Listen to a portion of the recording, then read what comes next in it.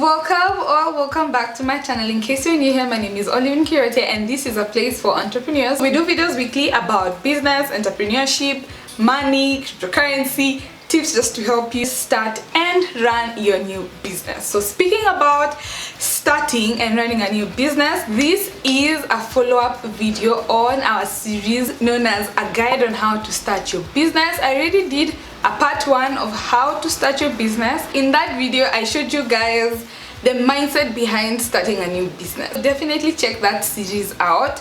Today we have a sponsor for this video and I'm currently rocking their approach. Our sponsor for today's video is Yummy Rabbits Kenya, and Yummy Rabbits Kenya is the #1 rabbit organic farm in Kenya. So they specialize in rabbit meat production. However, they have an array of services. They do meat production where you can get raw rabbit meat and you can cook, or they can also cook for you rabbit meat as well. They also offer breeding rabbits for farmers intending to start this business, and pets if you plan to keep a pet for your daughter or child. Yummy Rabbits Kenya is also into rabbit fur tanning. Therefore, if you are an artisan, they do prepare your rabbit fur as well. And finally, they also provide organic fertilizer and pesticide for your farm. So definitely call them on this number on the screen if you want to make an order, if you want to purchase, or if you want to just send an inquiry. Find them on Facebook, LinkedIn, or Instagram on this number on the screen. Anyway guys, that is it for the sponsor. Let's get back into the video. So you want to start a product-based business. First things first guys, is your business non-perishable or is your business perishable? That is like part A of anything product based. Once you realize your business is non-perishable, when you draw a line and a line, ask yourself, is it ready-made or am I going to make? So this is a product that's non-perishable, for example a bag. If it's ready-made, you are probably going to be importing from China or US. But if you're making it, you now know that you're the one who has to source out all those elements to make that bag. So perishable can be things that are mostly ingested or things that just have a short lifespan, and this could be in the terms of flowers or plants or food stuff or animal stuff. So basically these are things that have a limit to their lifespan. Okay, the core factor, the core meat of your business, and that is internal and external affairs. Every business has internal and external affairs, okay? And personally, I believe you have to really perfect your internal affairs. If your internal affairs are not good, it will just show itself to the external affairs. So let's get into the internal affairs. So internal affairs has 5 key components, and the first component is your product. Your product is pretty much your business. It has to exceed people's expectations. It has to be of quality. If you're planning to make it, probably have a prototype first. For example, if you plan to enter into the product business of oils and butters, you have to research. You have to go in deep and search which concoctions work best. If you're in the makeup industry, this is the product I want to put out in the world. What do I need to do for this product to be 1, a success, 2, actually do what it's meant to be done? So you can't be telling us this product removes acne and it doesn't. You get what I mean? If you're, for example, planning to make your own bags, so you realize I have to find the leather, I have to find the zip, I have to find all these parts so that my bag is a success. And another tip with your product is, most of the time guys, your product is literally classified information for your business. You can show us the behind the scenes of your business, in the sense of, for example, if you make butters, you mixing the butter, or if you make jewelry, your artisan crafting the jewelry. But I'm not going to go into details telling you, oh my gosh, this is where I got the breeze, oh my gosh, this is who does for me this, or this is who. No guys, this is classified information for your business. Perfect that product that you plan to put out to the world. Make sure it is top notch, it speaks for itself, it has tons of value, people love it, people want to share it, people want to be known using your product because it's that good. So guys, that is tip number 1. So the second tip is suppliers. This is now again internal affairs of your company. Suppliers are very core in your business. I don't think there's a business that does not have suppliers. Like in one way or another, your business is linked to someone else's business. Different products have different supplier chains, okay? If, again, going back to my bag example, if your bag is ready-made, your supplier is a company somewhere in China that is currently manufacturing them, right?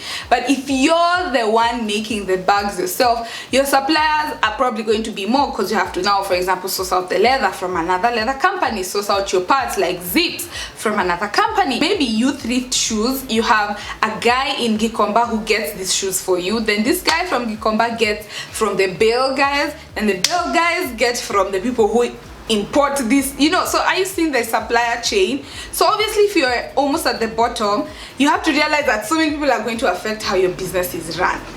With suppliers, quick tip guys, have good relationships with your suppliers. Sometimes you might not have money and they could come through for you, especially if it's a supplier that is also in business trying to grow, as compared to if you're working with a very big company. In the event your cash flow negative, they can literally drop for you whatever you need, and you can guarantee them a payment maybe in a month or 2 or 3. Again, this depends with the business type you're in. So yeah, that is the second most important part of internal affairs. The third internal affairs for your business is branding and packaging. Sometimes your packaging is pretty much your branding. Have you ever gone to a supermarket and seen the packaging or the branding of healthy snacks and maybe just normal snacks? Like you can just tell that the healthy snacks company just have this vibe, you know. It just comes with maybe the price point, it comes with the company vibe, it comes with the things they stand for. But let me tell you guys, your packaging says a lot about your company. A lot about your company. If your product is amazing but you can't just at least match up the packaging to your product, sometimes people just forget. That's something I've realized. But if the packaging is good, and I mean good, and the product is good, like people just want to be part of that whole experience. So we are living in the social media era, yo. You want your client to get that bag and be like, ah, this is really good, this is really good, I want to buy more. So that is what you're trying to go for. And I usually say, if you really have no idea, just draw inspiration from other companies. Inspiration, not imitation, in the sense that look at, for example, what other hair companies are doing. For example, you want to sell hair, what do other hair companies put their hair in for their clients? Okay, quick tip, do not spend so much money on packaging, because the price of your product has to somehow be marked up enough to cater for your packaging price. As a young business, find the most affordable ways to package your products, but in a very nice, beautiful way, but you're still making profit. So you can put a thank you card, like some other companies that maybe do female oriented products put like a nice card with like a nice quote. So depending on the line of business you're in, guys, you can always go the extra mile for those small tiny weeny details that really don't cost you much but elevate the experience for your customer. The fourth important factor for your internal affairs is the business driver or the business co-driver. So this comes about because in your internal affairs, guys, especially if you're running a product-based business, you realize soon enough that you cannot do it alone. As much as we are Jack and Jills of all trades, it gets to a point whereby you really need someone to help you drive the car being your business. Most of the time, you will be the driver for the car. You know, you're driving your business here, you're driving your business here. You're the one figuring out A, B, C, and D literally, and it gets so tiring. Get to a point whereby you will need an extra help of hand. It could be from a family member, it could be from your brother, sister, friend, neighbor, but trust you me guys, you will need a co-driver. As much as the business is yours, most product-based businesses are not survivable by themselves. Like it's just not possible. Realize that you might actually have to hire a driver to help you drive that business while you sit comfortably at the front seat looking at where they are helping you get your business to as you attend to other matters. Same thing with things like delivery systems. Aim, as always, aim as an entrepreneur to move from self-employed to entrepreneur. As self-employed, you do everything. You're the one who creates the product, you're the one who designs it, you're the one who packages, you're the one who markets, you're the one who sells, you're the one who delivers. The fifth and final thing I want you to know about internal affairs is your production plant. Please do not be lied to. All businesses have a place where they operate from. Some have been able to operate from their own location, whereby they've rented an office, they've rented a room, they've rented a stall in town.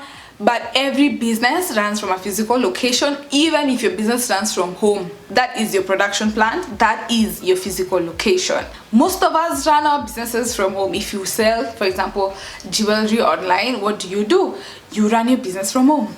That is your physical location. All you need to do is work with a bike guy who delivers them, or have a pickup point where people can pick. If you're in the food business, your production plant was at home, but now people want a place to eat. You now move your production plant maybe to a place where you're paying rent to host your customers for them to eat. So you really need a production plant, and you really need to be honest with yourself, because so many entrepreneurs have this anxiety and pressure that they really need a big space, they need SG, all these things to start their business. And I'm like, if you don't have money, do not put all your money in a production plant. Yet you don't have the product, you don't have the packaging, you've not started your business now. Make sure your expenses are close to zero. Like, that should be your goal if you're trying to start your business, because if your expenses are high, it'll be very hard, and let me tell you guys, very hard for you to reinvest the money that comes in to grow that business. Please sit down and ask yourself, what tools and what equipment do you use for you to be able to set up your product business? When you enter the business, you realize these things will help you and these things will make the work easier, and you need to purchase them. Calculate that in advance and realize that tools of trade, you cannot throw them out of the window. You need them, you must purchase them. Now we are going to the second part, which is external affairs. I love external affairs. You're just like, I am ready to go and sell my... No, I can't sing. So you're like, you know what, now I want to make money. I have spent. Let me tell you, internal affairs is spending. So you've spent, and you're just like, finally, I can now start marketing. I can now start talking about my product. I can now start making some money. Okay, so the first thing is marketing. Marketing is everything you do in your business. Honestly, guys, how you respond to your customers, how your page looks like on social media. Marketing is literally everything about your business, because it speaks for itself to your client. Do you ever go to a company? Like, for example, I the other day visited Pembe company, the actual factory for Pembe. And let me tell you guys, when I visited it, they were marketing to me without them marketing, because I was working in the factory and I was looking at the order. I was looking at the factory, the way they've worn overalls, the way they're dealing with the feeds, the way I was directed, the way I was given a number, go and pick your feeds here. Like, let me tell you, that is already marketing, guys. Communication is being done without them doing. You know what I mean? And that's something I've come to learn. Pembe doesn't really have to tell Olive, buy our feeds.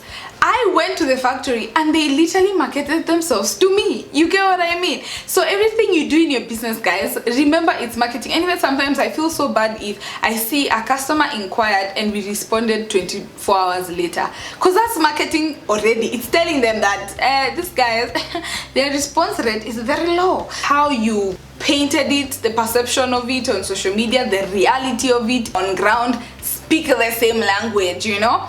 And you can just start your business on social media. This is something that is no-brainer. You can open a Facebook page, Instagram page, Twitter page, whatever page suits your product, market them on social media. I mean, these are free platforms. And other than that, you can as well decide to use money to market, which is paying posts on social media for more eyeballs to your page, or paying influencers. You know, nowadays guys, influencers in Kenya are now charging like 1,000 for a post on their story, and I mean their stories have like thousands and thousands of followers. If you're looking for many eyeballs, consider trying all those influencers one by one. If you can't spend money, try reach out to influencers or nano influencers. These are small influencers who are in the space and have some numbers, and you give them the product and then they give you the shout out. Okay, so that is something you can also consider. Or just grow your audience organically and get people who trust and believe in your product and who just buy, and probably they like it, they share it to other people, and those people come back and purchase from you. The second important factor about external affairs is customer service. Now let me tell you, when you started your business, things start to grow. Like you start having sales, you start having customers coming despite their emotions. Maybe they're angry, maybe they're tired, maybe they're just cranky. I, as the business owner, I need to be cool, calm and collected and deliver my service to them efficiently. You ask them questions about your product, especially if you're a new business. Let me tell you, customers are willing hands down to give you feedback about your product. I called my most loyal clients and I asked them, guys, why do you not purchase weekly?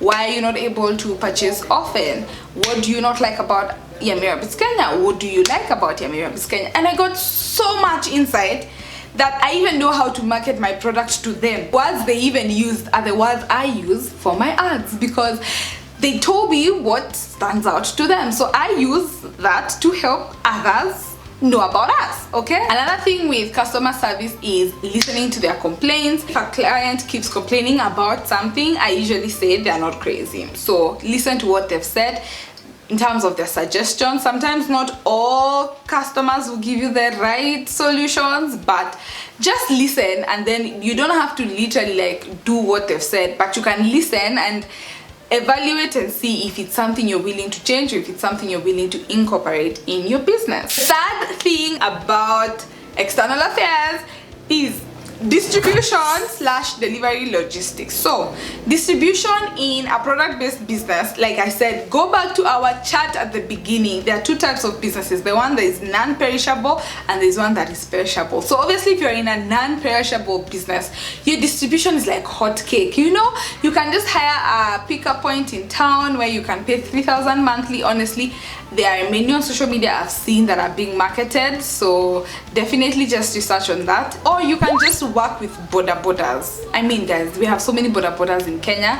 You can find one of your own and you guys talk to each other and you come up with a good price, or you consider using Uber or Bolt. Zinchas has a store, for example, in town where people can come, see her brass jewelry, get them shined, see her new collection, or you can just order it online and then she can dispatch for you. So you see, there are two ways for you to actually run your business. You could have walk-ins and you could just do it online. Fourth factor for your external affairs is accounting.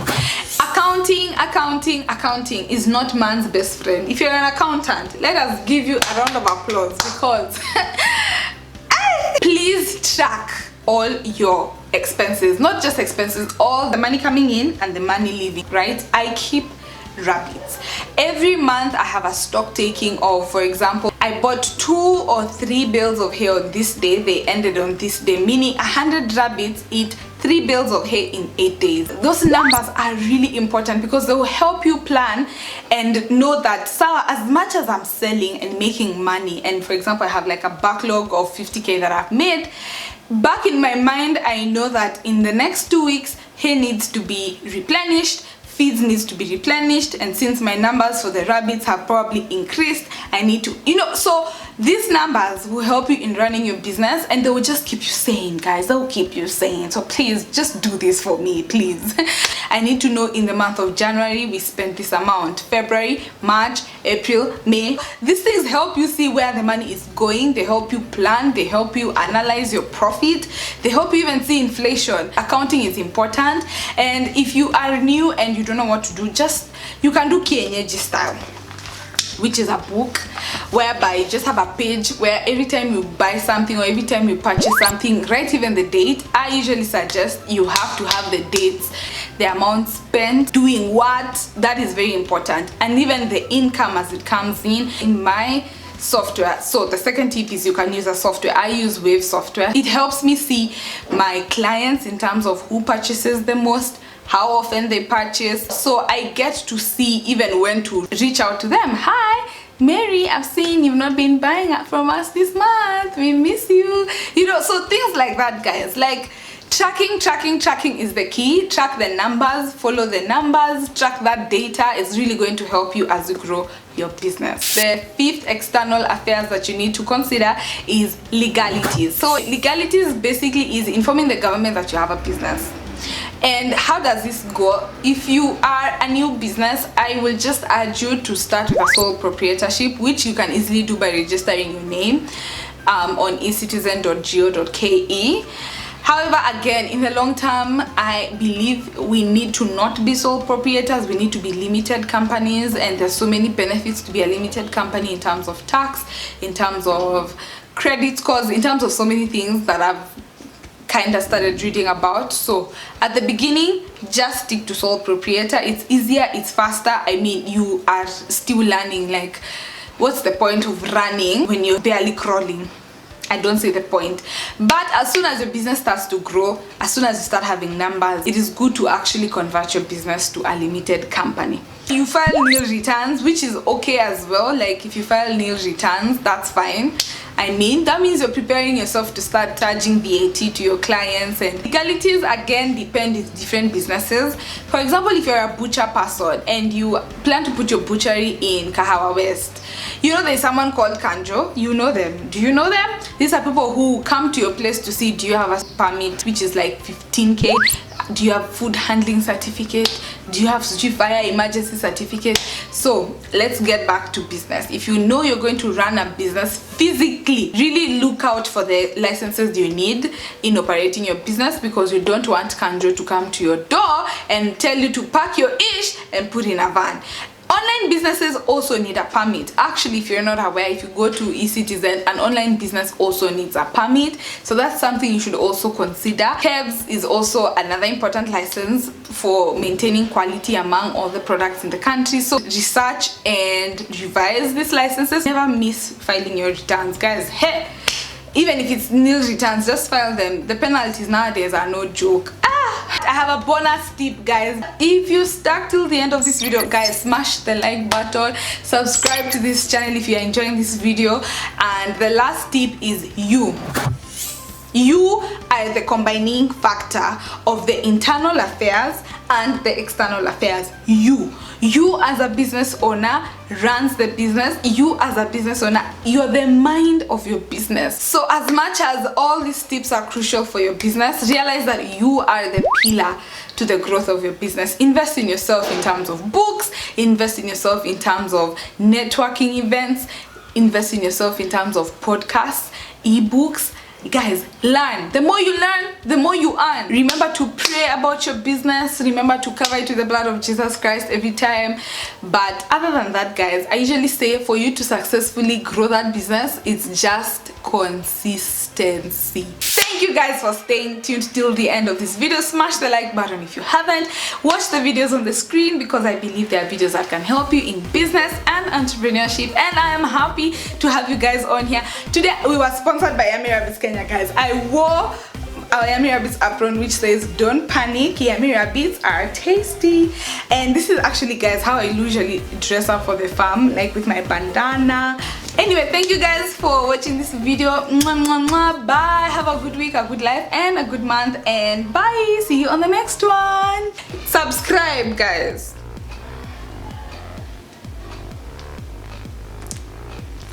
Subscribe.